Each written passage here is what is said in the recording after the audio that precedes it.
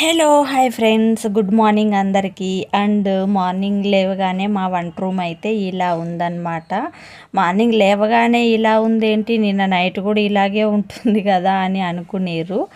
ఇంకా సో ఇది అయితే నిన్న నైట్ నానబెట్టేసానమాట. మేము బుడ్డ శనగలు అంటామన్నమాట. ఇది మొత్తం బురుగు కట్టేసింది, బాగా నానిపోయింది కాబట్టి. సో దీన్ని వాటర్ కింద అయితే 2 సార్లు పెట్టి వాష్ చేసేసి ఇంకా కర్రీ చేయడానికి దీన్ని అయితే స్టవ్ పైన పెట్టేయాలన్నమాట. సో ఈ బుడ్డ శనగల కర్రీ ఎంతమందికి ఇష్టమో కామెంట్ చేయండి. ఇవి వచ్చి బ్లాక్వి, ఇంకొకటి ఎల్లో కలర్లో కూడా ఉంటాయి, అవి కూడా బాగుంటాయి. ఇవి కర్రీ కూడా బాగుంటుంది. అండ్ తాలింపు అంటే ఫ్రై అనమాట. అలా చేసుకున్నా కూడా చాలా బాగుంటుంది అనమాట, చపాతీలకు కానీ పూరీలకు కానీ అలాగా. సో దాన్ని అయితే శుభ్రం చేసి రాళ్ళుప్పు అయితే వేసాను. ఇంకొంతమంది కల్లుప్పు అని అంటారనమాట. సో మేమైతే రాళ్ళుప్పు అంటాము. రాళ్ళుప్పు అయితే వేసేసి దాన్ని ఇటుపక్క మంట ఏమైందో అండి, స్టవ్ అయితే తక్కువ మంట వస్తుంది, అసలు మంటే రావట్లేదు.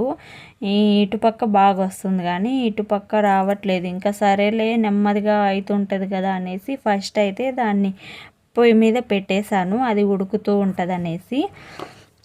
ఇంకా మార్నింగ్ అయితే ఇంకా పిల్లలు స్కూల్కి వెళ్తారనేసి ఇంకా టిఫిన్ చేద్దామని, టిఫిన్ వచ్చి ఇడ్లీ పెట్టాలనుకున్నాను. సో ఇడ్లీలోకి పల్లీ చట్నీ చేద్దామనేసి పల్లీలు అయితే వేంపుతున్నాను అనమాట. ఇంకా పల్లీలు, పచ్చిమిరపకాయలు, చింతపండు, ఇంకా 4 తెల్లగడ్డలు అంటే అదేనండి, ఎల్లిగడ్డలు అన్నమాట.